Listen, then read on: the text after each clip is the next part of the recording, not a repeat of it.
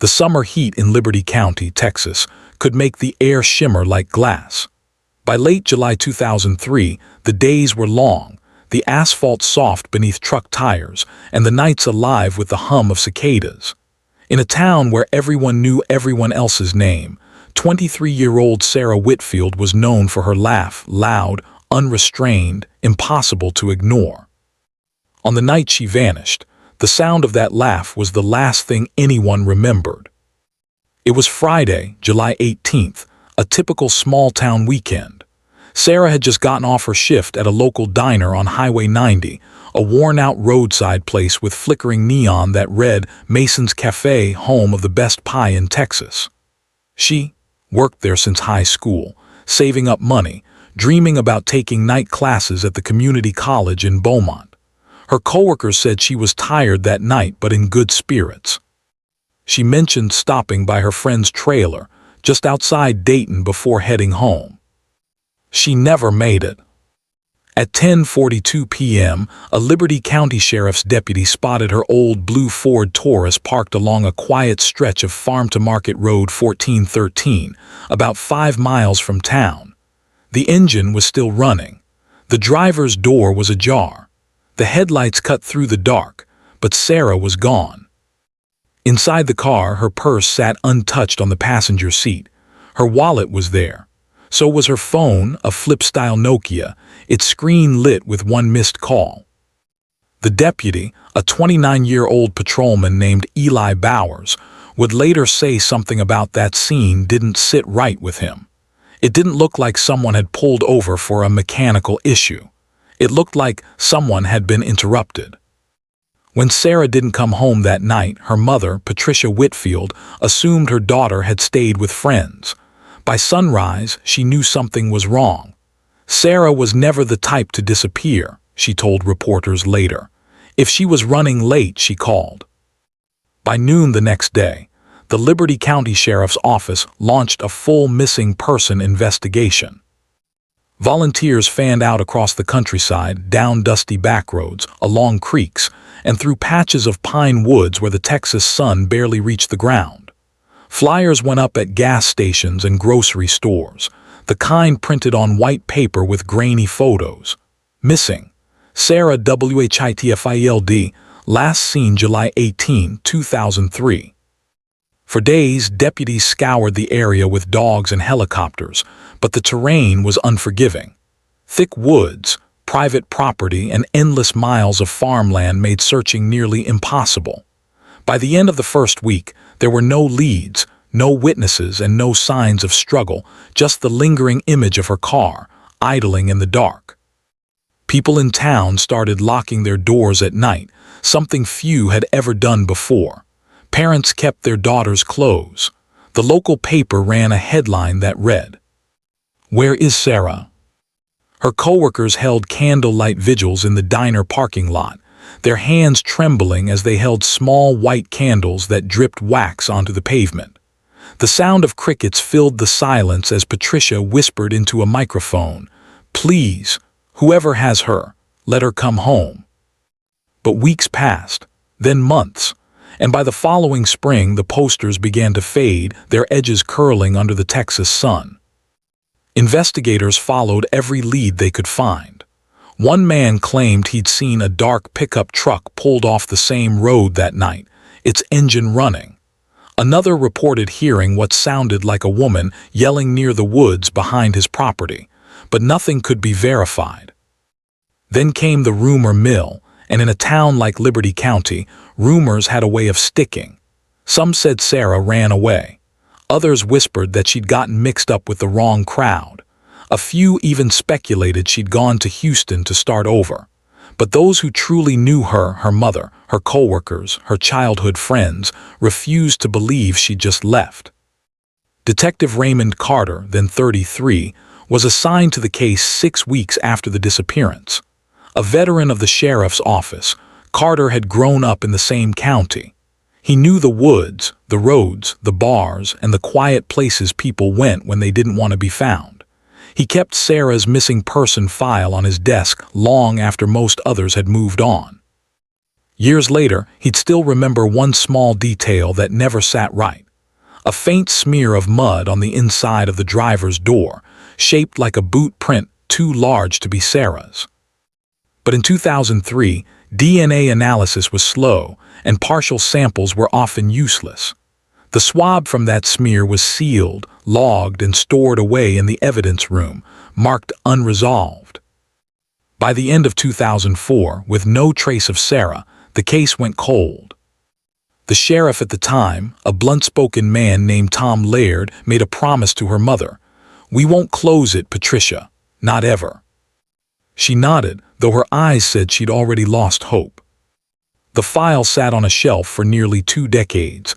Dusk gathered, deputies retired, new ones took their place, and the town moved on, at least on the surface. But for those who remembered Sarah's laugh, the sound of it still haunted summer nights. Because in a county like Liberty, silence doesn't mean peace, it means waiting. By early 2004, the official search for Sarah Whitfield had all but stopped. The flyers came down, the news crews moved on, and the sheriff's office turned its focus to newer cases. Still, for Detective Raymond Carter, the file never left his desk. It wasn't just a case number to him. It was a question that refused to be answered. He'd drive that same stretch of farm-to-market road 1413 late at night, headlights cutting through the dark fields. He'd park where her Ford Taurus had been found, the wind carrying the smell of wild grass and gasoline. Sometimes he'd just sit there, engine idling, staring into the black outline of the tree line, trying to imagine what she saw in her final moments. But no new evidence ever surfaced. The boot print on the car door turned up nothing useful. The soil sample taken near the tire tracks contained no unique identifiers, just dust and gravel. Her phone records showed her last outgoing call at 10:15 p.m. to her coworker, Tina Alvarez, who told police Sarah had called to say she was heading home soon. That was the last anyone heard her voice. By 2005, Patricia Whitfield began keeping a small notebook by her bedside. Every time she thought of a new name, a new place, or a new idea about what might have happened, she wrote it down. Sometimes the entries were clear and hopeful. Ask Sheriff if they ever checked that old mill road again. Other times, they were barely legible through tears. What if she's still out there and needs me? Detective Carter visited Patricia every few months, always wearing the same brown leather jacket, his tone quiet but steady. "Nothing new yet," he'd say. She'd nod, offer him coffee, and ask the same question she always did. "Do you really think she's gone?" He'd look down, take a slow breath, and reply, "Ma'am, I think somebody knows something. We just haven't found the right way to make them talk." The problem was, no one was talking. The sheriff's department interviewed over 60 people connected to Sarah, from coworkers and friends to former boyfriends and family members. The list of suspects was long but thin. A few stood out: a truck driver who frequented the diner, a local mechanic with a history of harassment, and an ex-boyfriend with a temper. But every one of them either had an alibi or lacked physical evidence linking them to Sarah's car. In late 2006, a hunter stumbled across human bones near Big Thicket National Preserve, about 40 miles east of Liberty County. For a moment, everyone held their breath, but dental records ruled out Sarah within a day. The discovery reopened old wounds for her family, and then left them raw again when the truth came. Time began to do what it always does: dull the noise. The media stopped calling. The public moved on, but Patricia didn't. She refused to leave the small one-story house she'd shared with Sarah, even after her husband's health began to fail.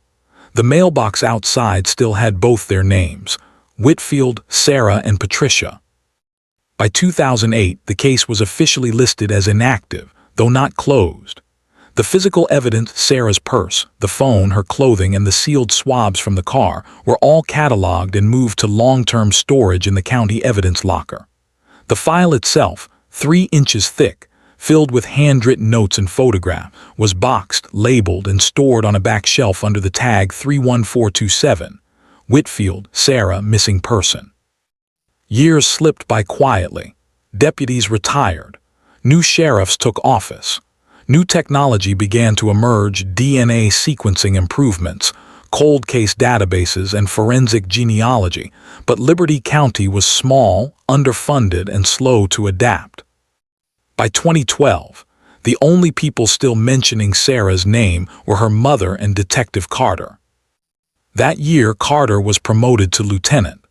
During a department inventory, he personally checked the cold case boxes, running his fingers over the worn labels. When he saw the one marked Whitfield, he hesitated, then carried it back to his desk. Inside was everything he remembered: her photographs, police reports, and that one piece of evidence he'd never been able to forget: a sealed envelope labeled "Swab, interior driver's side door." He lifted it gently, as if it were something fragile, alive. At the time, advanced DNA testing required funding most small departments couldn't spare. Carter made a note in his logbook: reconsider testing, possible touch DNA. But budget constraints delayed everything. That envelope was resealed and placed back on the shelf. And so the case waited again, silent, patient, and unresolved. By 2015, 12 years after Sarah vanished, Patricia was in her late 60s, her hair silver now, her memory soft around the edges. Still, every July, she organized a candlelight vigil on the same stretch of road where her daughter's car was found. Attendance had dwindled from dozens to a handful. A local reporter asked her why she kept doing it. "Because I promised her I would," she said. "As long as I'm breathing, someone will say her name out loud." The candles flickered against the warm Texas night, illuminating a faded photograph of Sarah, smiling in her diner apron, her eyes bright. The crickets sang, and somewhere in the distance, a train whistle echoed through the dark. Detective Carter was there that night, standing off to the side. He'd seen dozens of vigils for other victims over the years, but this one always hit harder. Maybe because he'd been there from the beginning. Maybe because, in a town full of short memories, someone had to keep believing she'd come home, even if it was only on paper. When the ceremony ended, Patricia walked up to him, her candle nearly burned to the end. "You'll tell me, won't you?" she asked softly. He nodded. "If there's ever something to tell." 2 more years would pass before that something arrived. A lab technician in Austin, reviewing archived evidence for a statewide forensic modernization project, noticed an untested item logged under Liberty County's old inventory. It was small, labeled 2003, interior door swab. The technician ran a modern touch DNA analysis on the sample. The results came back in December 2017, a single partial profile, incomplete but promising. It wasn't enough for a match yet, but it was enough to keep the case alive. For the first time in nearly 15 years, the name Sarah Whitfield appeared again in the sheriff's morning briefing. Detective Carter was nearing retirement, but when he heard, he drove 2 hours to Austin that same week. He walked into the lab, file in hand, and said quietly, "Run it again, whatever it costs." What happened next would take the case from silence to shock. When the email from Austin arrived, it was just a few lines long. No bold headlines, no fanfare, just data, strings of numbers, percentages, and identifiers that only a forensic analyst could love. But to Lieutenant Raymond Carter, it read like the start of a miracle. The lab technician's message was simple. Touch DNA partial recovered from Liberty County case 31427. Viable sample. Recommend upload to CODIS. Carter sat back in his chair, the hum of the sheriff's office around him. Phones ringing, doors creaking, the same background noise he'd lived with for 25 years. But inside, everything had gone quiet. He printed the email, placed it on his desk beside Sarah's photo, and stared at it for a long time. He'd waited 15 years for something like this. The profile was entered into CODIS, the National DNA Database. Weeks passed. Then months. The lab sent follow-ups, requesting clarifications and secondary analysis. The sample was weak, degraded, but not hopeless. And then in March 2018, it hit. A partial match, a familial link to a man in a Texas state database. The DNA didn't match him directly, but suggested a close biological relationship, possibly a sibling. The name on the record was Dale R. Cawthorn, a 41-year-old construction worker with a 2009 conviction for assault. The database noted that Dale had a younger brother, Travis Cawthorn, then 38, last known address in Liberty County, less than 5 miles from where Sarah's car was found. Carter felt his pulse quicken. He remembered the Cawthorn name. Back in 2003, Travis had been interviewed briefly, a local mechanic who occasionally fixed cars behind Mason's Cafe. At the time, he'd told deputies he saw Sarah that evening, said she stopped by to say hello after work, then left heading toward Dayton. He'd been friendly, calm, cooperative, the kind of man small towns didn't question much. But there had been no evidence, no reason to push further. Until now. Carter contacted the Texas Department of Public Safety Crime Lab, requesting full reanalysis of all biological evidence from the vehicle, the interior swabs, the seatbelt, and the floor mat.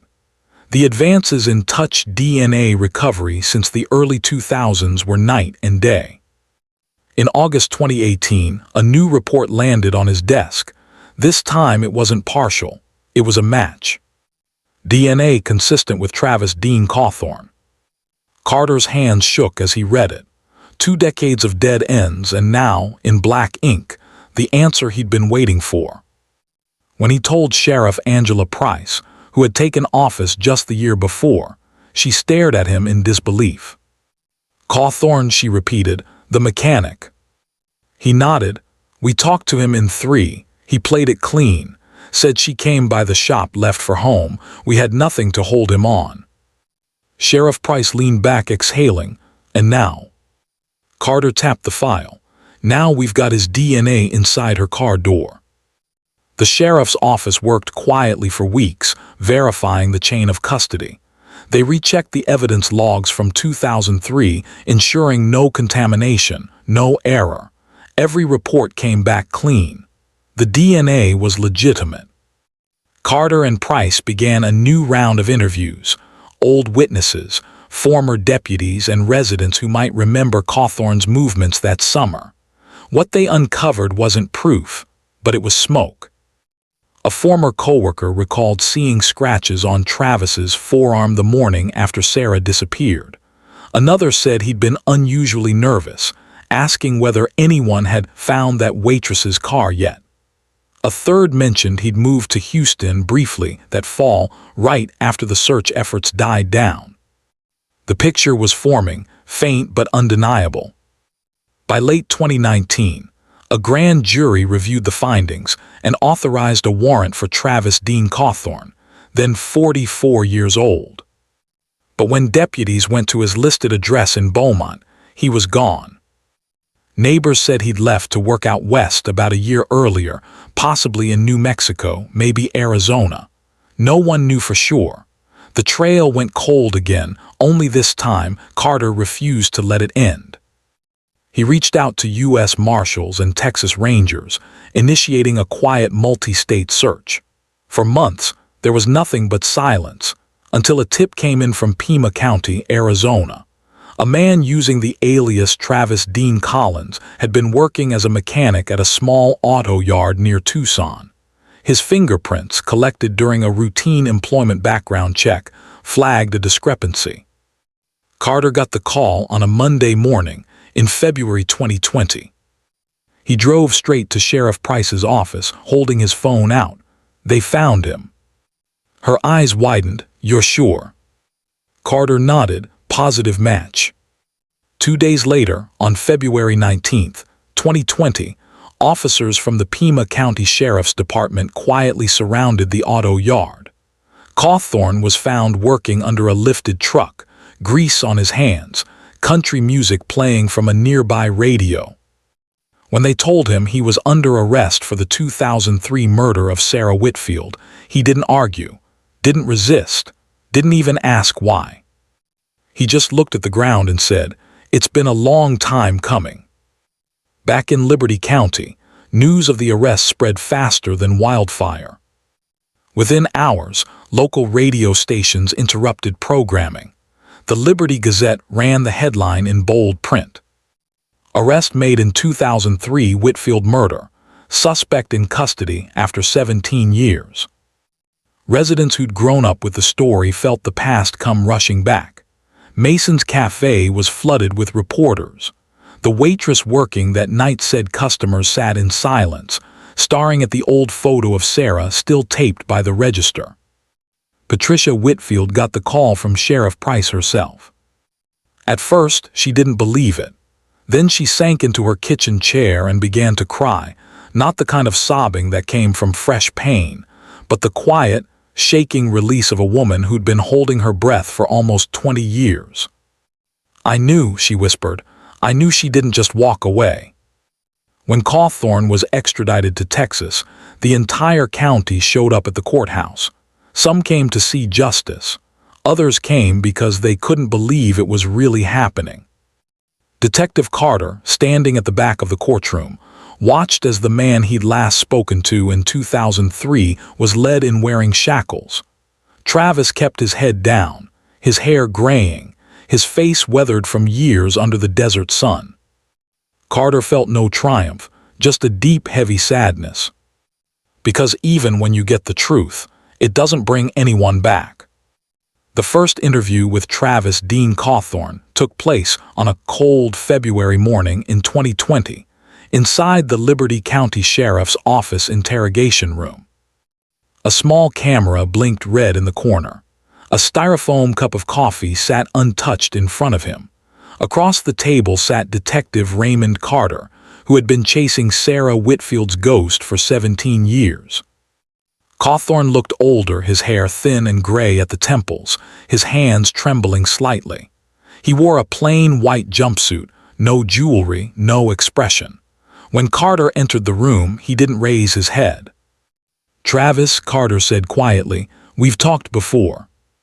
Cawthorn gave a faint smile. "Yeah, back when I was a free man." Carter slid the folder across the table, the same case file that had followed him for nearly 2 decades.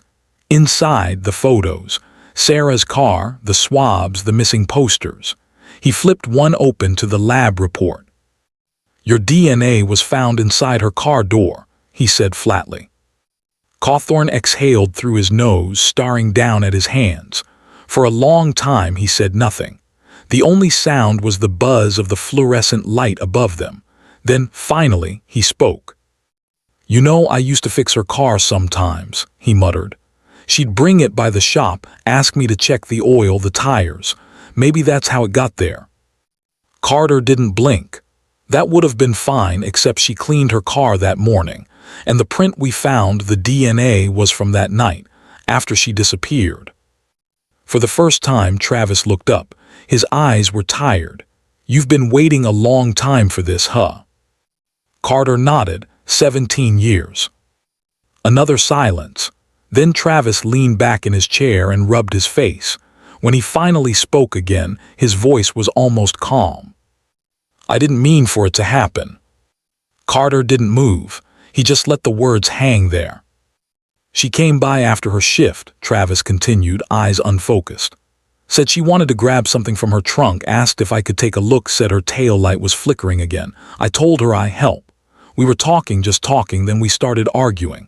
I'd had a few beers, said something stupid. She told me I was acting like a jerk.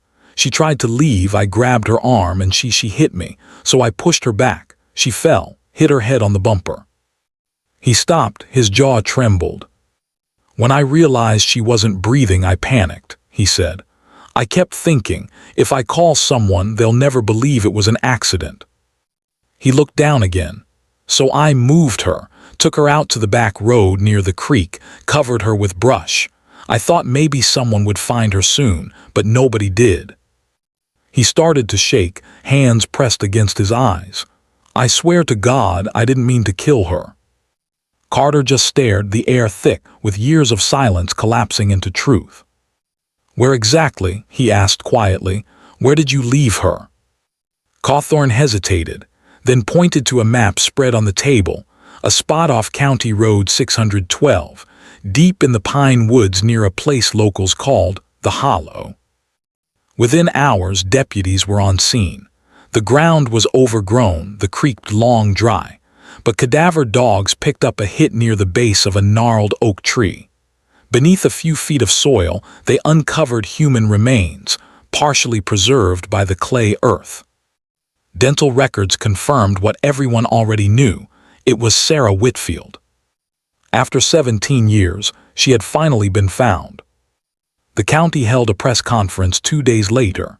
Sheriff Angela Price stood before the cameras, her voice steady but emotional. "Today we can confirm that the remains recovered in Liberty County are those of Sarah Whitfield, missing since July 2003, she said. "An arrest has been made in connection with her death.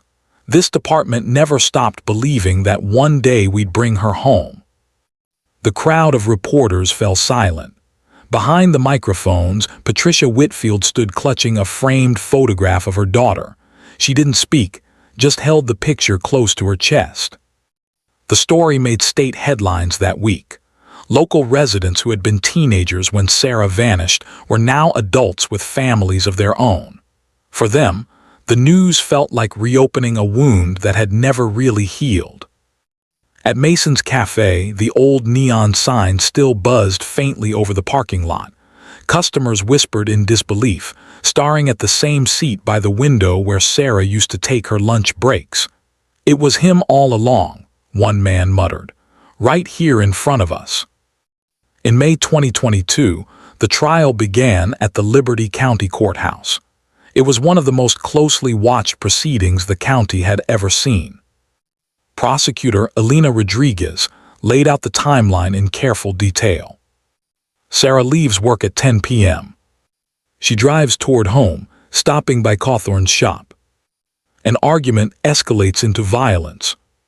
Her body is hidden, her car abandoned miles away. The forensic evidence told the rest of the story: Cawthorn's DNA on the car door, traces of soil from the Hollow found on his old work boots, preserved in a box from a 2003 search, and the matching injuries on Sarah's skull consistent with blunt trauma. The defense argued it was an accident, a drunken mistake, not murder, but the prosecution countered with his own words from the confession. "You didn't mean to kill her," Rodriguez repeated during cross-examination, her voice firm but calm. "But you meant to hide her. You meant to let her family suffer for 17 years. You meant to walk away and pretend nothing happened." Cawthorn's eyes filled with tears. "I can't change it," he whispered. "I've been seeing her face every night since that day." The verdict came after just 6 hours of deliberation. Guilty, second-degree murder. When the judge read the sentence, 35 years in state prison, Patricia exhaled so softly it barely made a sound. Then she turned and placed her hand over Carter's. "You kept your promise," she said. Carter didn't reply. He just nodded, staring down at the table, his eyes glistening. Outside, the courthouse steps were filled with townspeople, some crying, some silent, all bound by the same strange mix of grief and relief. Reporters asked Patricia if she felt justice had been done. She looked at the cameras and said simply, "Justice, yes, peace, maybe someday." That night, the local radio station played an old country song Sarah used to love, "Blue Clear Sky" by George Strait. Across Liberty County, lights glowed in living room windows as families listened in silence. For the first time in 17 years, the Whitfield family didn't have to wonder anymore. The waiting was over. But the silence that followed was its own kind of haunting. After the trial ended, the courthouse emptied out slowly, as if no one quite knew what to do next. Outside, the wind carried the smell